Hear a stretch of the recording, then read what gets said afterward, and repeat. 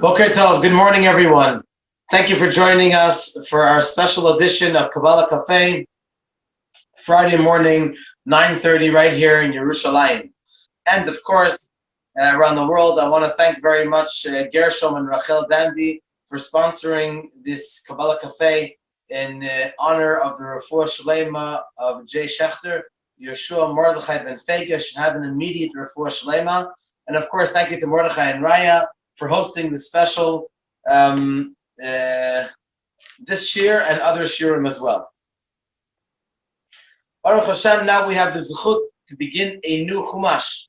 We began at the beginning of the week on Sunday learning the chumash of Vayikra and the new parsha. And tomorrow we're going to read it in the shul or outside the shul, depending on which congregation you're going to join. But everyone is welcome to join us tomorrow right here in the streets of Yerushalayim, right next door to Chabad of Rechavia.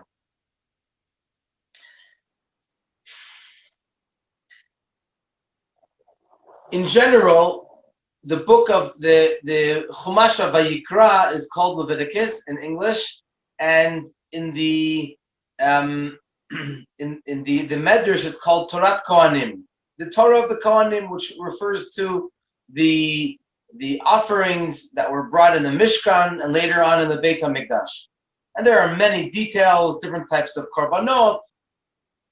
But then there is one interesting mitzvah. It's actually a prohibitive mitzvah, which seems to be like a side issue. But it turns out that it's quite an important mitzvah, not only in its literal sense, but also and primarily in the deeper meaning, in the deeper message of this mitzvah for us and for all generations. And that is that every korban needs to have melach. Melach is salt. Mem lamed chet. To the extent that it's not only a mitzvah that the offerings need to have salt. There is a prohibitive mitzvah, v'lo tashbit melach. You should not refrain from having salt on the offering, which seems to be like a little bit of an interesting mitzvah. Like, what's the big deal? Okay, so you have to have salt, but you're not allowed to have a situation where there's no salt on your korban. Why is it so important? We have a rule in the Talmud that when you want to emphasize something, you don't only say you should do it.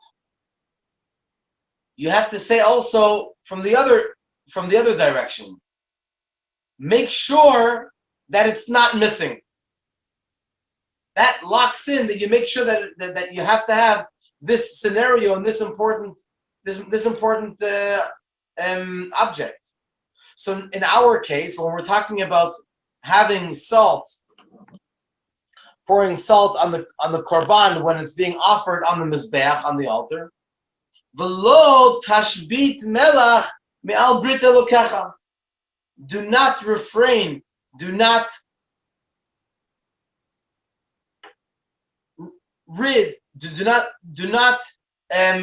make sure that there should not be a scenario where there is no salt. So what could be the importance of this special mitzvah? You know, there's an interesting story that the Alter Rebbe was a genius in the revealed part of the Torah. Before he became connected to Chassidus and Kabbalah, he was very well versed at a young age.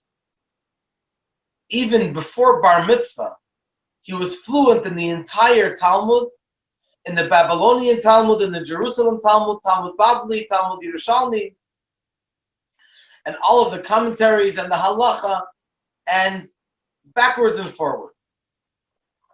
Then the Alter Rebbe, he later on said himself that he had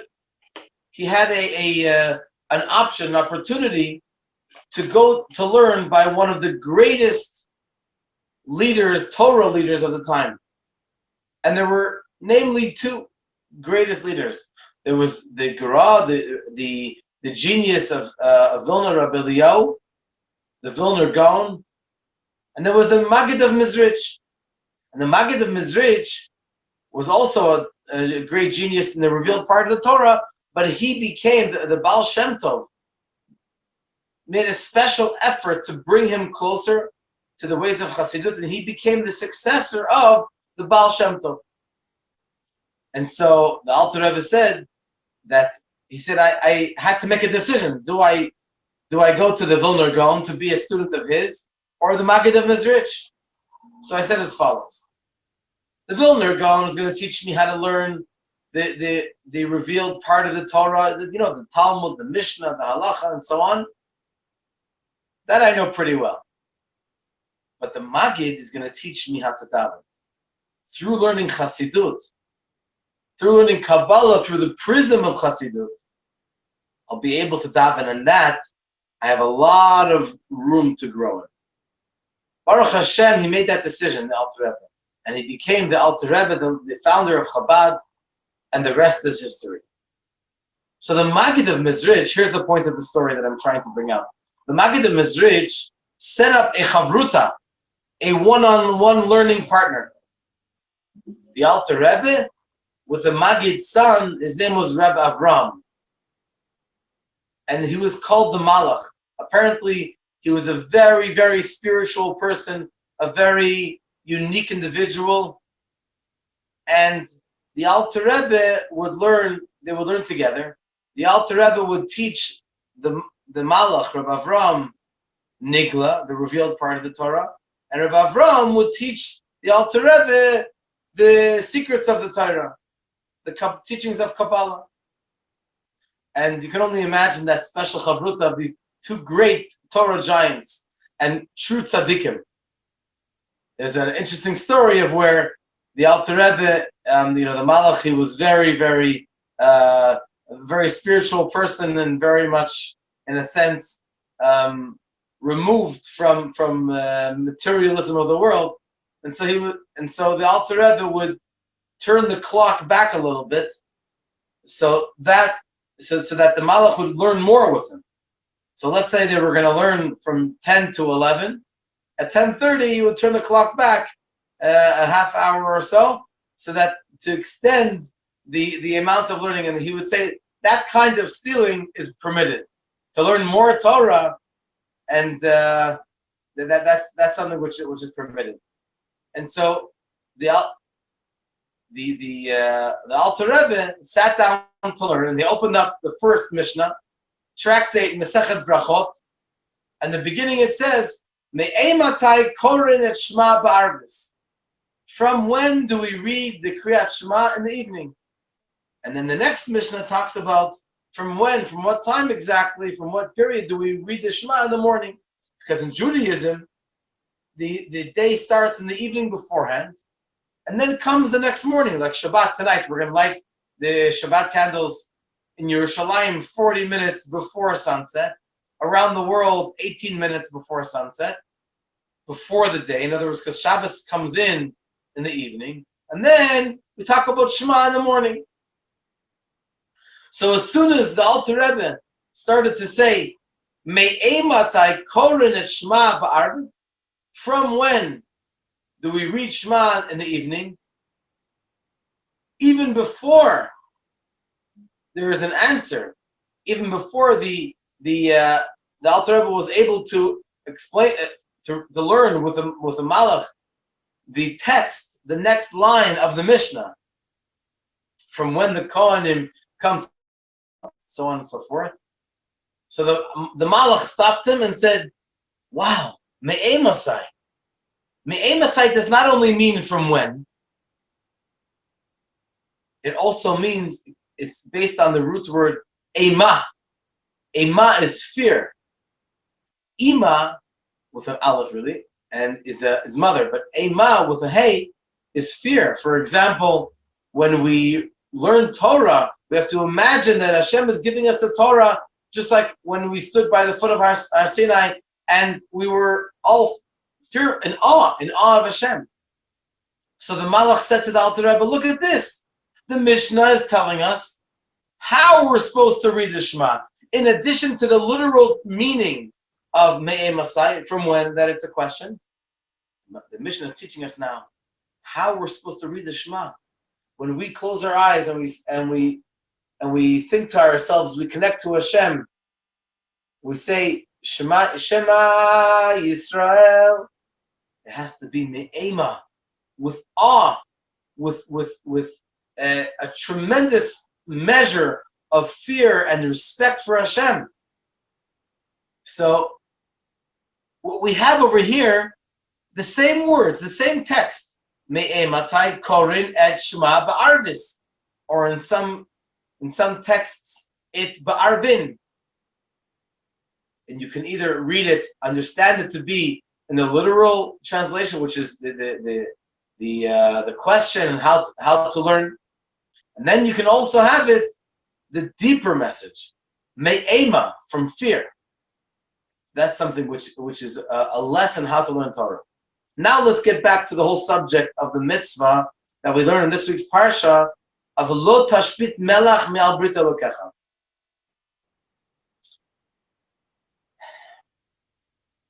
Salt has a very interesting characteristic. It has actually two opposites. On one hand, salt itself is very, very strong, bitter, sharp. You can't have salt by itself. For sure, a lot of salt. On the other hand, when you have a food which has been uncooked or cooked without salt, it's tasteless almost. So you need to have salt in order to bring taste to the food. So, in other words, you need to have a healthy balance between putting on the salt, but not too much. There's a great story of the Alter Rebbe that once, I believe it was his friend Rabbi Shlomo of Karlin, that came to visit him, came for Shabbos, and the Rebbetzin made a special food, meals for in honor of the great tzaddik Rabbi Shlomo of Karlin that came to visit the Alter Rebbe, and it was so special that that everyone was in the kitchen, and one person put in some salt, another person didn't see the first guy, so the other also put in salt. Everyone wanted to be part of it, and at the end, everyone put in salt into this food, I believe it was the soup, and so they brought a bowl to the Alter Rebbe, and they brought a bowl to Rabbi Shlomo of Karlin, and everyone took one taste, and respectfully put the spoon back down. And the Alter Rebbe is continuing to eat, and no one could understand how is it possible to continue eating this tremendously spicy, salty food, salty soup. And so I think it was the Rebbetzin or one of the, or maybe it was Rabbi Shlomo Karliner himself that asked the Alter Rebbe, how are you continuing to eat the soup? Don't you recognize that it's terribly salty? And so he said something to the effect of, ever since I went to the Magid of Mezrich, I lost my, I think this is the word, I lost my taste in food. And it was not Corona. It was simply when you have something which is more of a focus point, something which is so special, like being involved and immersed in the teachings of Torah, especially Chassidut, naturally your focus is much less on materialism. What's materialism when you're, let's say he was thinking of a deep interpretation in the Zohar. So you think the taste of soup is going to make a difference? So let's get back to, we're talking about the Velo Tashbit Melach. Salt has a characteristic that a person is able to, that you have to put in a little bit of salt into the food, but not too much. What does this mitzvah mean on a metaphorical level, on a spiritual level? What does it mean to us?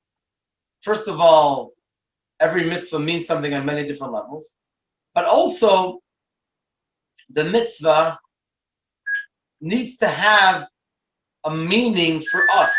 We don't have a Beit HaMikdash yet. Bezrat Hashem will have a Beit HaMikdash right here. I'm looking outside the window of Chabad of Rechavia.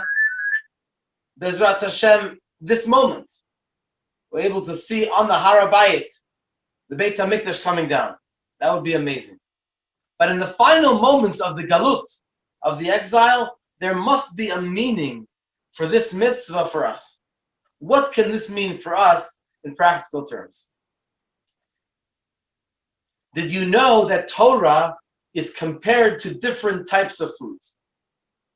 First of all, the Alter Rebbe says in the Tanya, in chapter 5, based on the verse of the Tehillim, I believe it's in chapter 40, V'toratcha b'toch me'ai. Your Torah is in my kishkes, is in my intestines. What does that mean?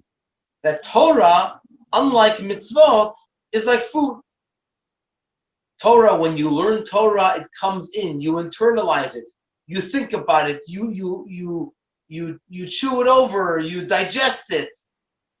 It's information which you take inside, and it brings bracha to you. As opposed to mitzvahs that are considered a levush, a cloth. A mitzvah is almost like, not to undermine mitzvah, God forbid, each one has its own advantage. But mitzvah is something that you do. It's almost like a technical thing. You wrap the tefillin. You light the Shabbat candles. You hold it's not something necessarily that comes inside. Obviously, it's a mitzvah to learn Torah too. So when you learn Torah, you're fulfilling a mitzvah. Each one has something special. You have the Memale Kol Almin. You have that light which comes in. And then you have the Soviv Kol Almin. You have the light of Hashem which surrounds us. Each one has its own specialty and unique perspective. So Torah can be compared to different types of foods. Torah is compared to bread. Torah is compared to oil. Torah is compared to wine. Torah is compared to water, as the Alter Rebbe talks about in one earlier chapter, in chapter Dalet, chapter 4 of Tanya. So there are a number of things, and each comparison is connected to a different part of Torah, and depending on that level, that's where the Torah that's what the Torah is compared to. So, for example, Torah is compared to wine. We talked about wine. Wine is sod, the secret. They actually have the same numerical value. Yayin is 70, 10, 10, and 50. And the numerical value of sod, secret, is also 70. 66 and 4 equals 70. So we have, that's the idea of the secrets of the Torah, the teachings of Kabbalah. Just like when you drink wine, then the secrets come out, and yatsa sod, person's secrets come out. So too, when you learn the secrets of Kabbalah, then you connect the secrets of the Torah, you connect to the mystical interpretation of the Torah, and it connects much more to your neshama. So when we talk about the concept of Torah being compared to food, that is very much connected to the sacred food of the korbanot, the offerings that were brought in the Mishkan and the Beit HaMikdash. So we bring an animal, we slaughter it, and we offer different parts of it onto the Mizbeach. Some korbanot, as we read in the Parsha, are like an olah. Olah is the entire animal gets consumed by the fire. Not only the fire that the Kohanim would light, but also the fire which came down onto the Beit HaMikdash. The Zohar says it was like an image of a lion. Ari de achil kurbanin. That's the exact quote in Aramaic. A lion which would consume the korbanot. So sometimes the entire animal was consumed by the fire. Sometimes part of the animal, sometimes a big part of the animal, was literally eaten by the Kohanim, sometimes by the owner of the korban, of the offering. That's like the shlamim, for example. Shlamim is complete, which would bring shalom, would bring peace between all of the people that were involved in the korban, involved in the offering. So that's the food. In Torah, we also have, like we said earlier, food. So for example, Torah is compared to bread. which that is compared to the revealed part of the Torah. Bread satiates us, and when we learn Mishnah, Talmud, and the commentaries, which is Ein Sof, like an infinite sea, we learn the Torah. It literally can satiate us. We have to also eat food, but it can make you feel really good, feel really, really accomplished. But if you have only the revealed part of the Torah without the secrets of the Torah, then it can be tafel.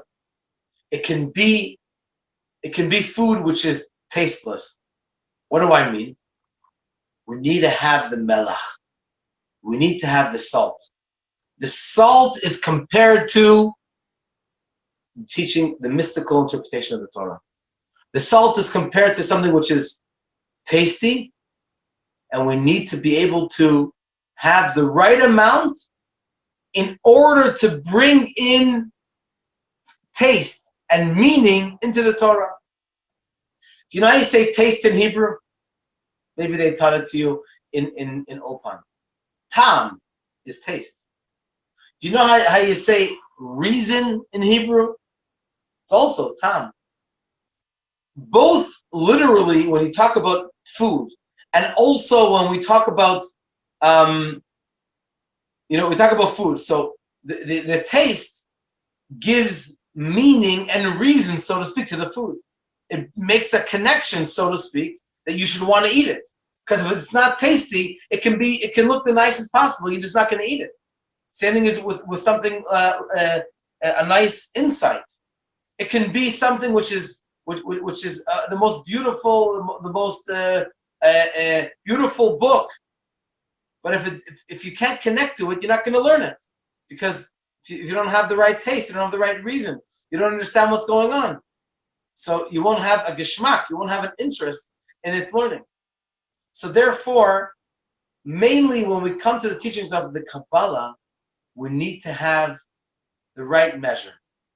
Chassidus is a drop different than the Kabbalah. We talked about it on Yutet Kislev. You can look it up on our YouTube channel. When we had the long farbrengen of the different speeches for Yutet Kislev on the subject of Chassidus, we talked about the difference between, it's a fine difference between Kabbalah and Chassidus. I don't want to go into that now. Kabbalah itself, or as I call it, dry Kabbalah, with all due respect to Kabbalah, it's something which you have to know what measure. You have to know how to approach it. And therefore, salt, Kabbalah is very important. But you need to have the right measure. And that can bring tremendous insight into the teachings of Nigla. So for example, the story that I brought earlier of the chavruta between the Alter Rebbe and the Malach, Rabbi Avraham the Malach, the moment that the Alter Rebbe said, Me'ematai korin et Shema ba'arvis, from when do we read the Shema in the evening? Right away, Rabbi Avraham the Malach jumped in and said, wow, Me'ematai. This Mishnah should not be learned only in its literal sense. Rather, it should also be learned in the spiritual sense. What can we learn? Wow, Me'ema. We should read the Shema from fear, from excitement, from awesomeness of Hashem. So this is just one example, by the way, of the first few words of the Mishnah.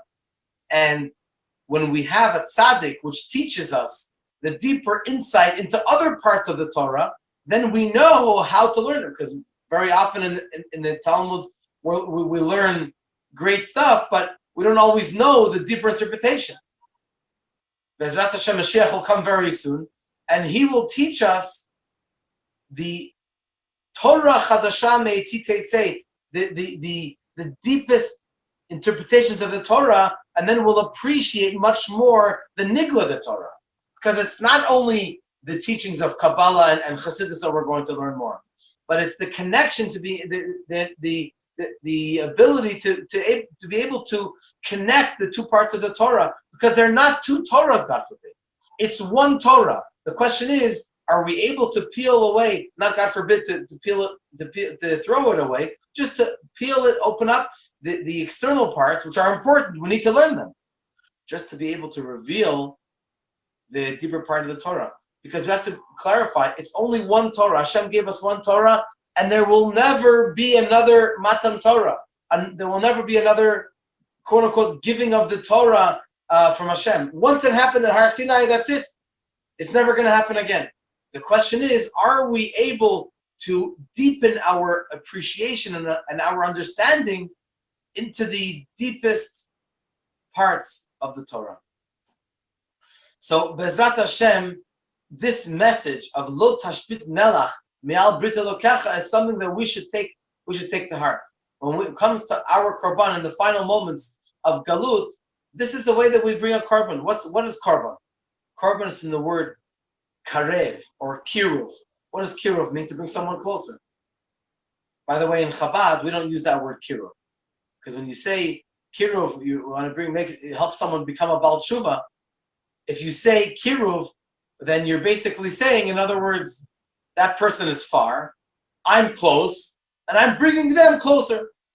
Excuse me, who are you to label someone and say that you're close and that person's far, and you're going to be the big tzaddik to bring that person closer? Every person can be especially close in their own way, and of course I want to bring them closer, no question. That's why it's called in Chabad hafatzah, to spread the well springs of the Baal Shem Tov, to spread the well springs of Chassidut, and to reveal within every person how they are already close. We don't need to bring them close. They are close. The question is just about bringing them closer and closer. And so we talk about korban. When a person brings an offering, you become closer to Hashem. You're not only offering the korban on the altar, on the mizbeach. It brings the person closer to Hashem. So that's a very special zechut, a very special opportunity. So therefore, today too, even in the final moments before Mashiach comes, we have the opportunity to learn Torah, to learn Chassidus, and thereby, hopefully clearer, in a more obvious way, to become closer to Hashem. So when we learn Torah, when we learn the revealed part of the Torah, and the mystical part of the Torah, and connect them together, and reveal within the Nigla, the Mishnah, the Talmud, the Halacha, Shulchan Aruch, and all the amazing insights that we have in the Nigla, the Torah, and we have the Chassidus, from the Baal Shem Tov and the Magid and all of the Rebbes and our Rebbe. Bezrat Hashem, this is our way of fulfilling the mitzvah of having melach, of having salt on every korban, to always bring the inspiration, always to bring the inspiration from the Chassidus and the addition that Chassidus has to add to every bit of the Torah, and that thereby bringing much more neshama, much more soul, much more excitement into our Torah learning. Thank you so much for joining us. Bezrat Hashem, tomorrow we're going to be davening like every Shabbos just outside Chabad over here. So you're welcome to join us. And it's a custom, the Shabbos before Russia, in honor of Shabbat HaGadol. It says in Halacha that when Erev Pesach falls on Shabbos, which is this year, next week, then you should do it the Shabbos prior, because the Shabbos right before, people are getting ready for learning for the Seder, so it's not appropriate. So therefore, tomorrow, which is the Shabbos prior, we're going to have in the regular sermon, as we have every year, the sermon, the regular sermon of Shacharis, we're going to have a special speech in honor of Pesach. So tomorrow, the davening is going to be regular time at 9:30, and then we're going to have a shiur at 9 o'clock. Next Shabbos, a week from tomorrow, we're going to have an early davening Shabbos morning at 6:30 a.m. Yes, you heard correctly, 6:30 a.m. Around the world, everyone's going to be davening early because we have to finish eating chametz, run home, and have a little piece of pita, obviously carefully that the crumbs don't go anywhere. We'll talk about that next week, Mizrat Hashem. Tuesday night, we have a special class on how this year is different than any other year. How is this year different? There are many things that are different, and therefore that's going to be our focus. If you want to have a lesson on how on a model Seder, you can look at our YouTube channel and search our model Seder. Maybe I'll send it around the link next week sometime. So stay tuned. Next week, Kabbalah Café will not be on Friday. It's going to be on Thursday, or maybe even on Wednesday, because of the tremendous amount of arrangements that are going to go into Erev Pesach and preparing for Pesach. So stay tuned to your WhatsApps and to your email. And thank you so much for joining us. Looking forward to seeing you Bezrat Hashem tonight and tomorrow, and as often as possible. Shabbat Shalom and Chag Sameach.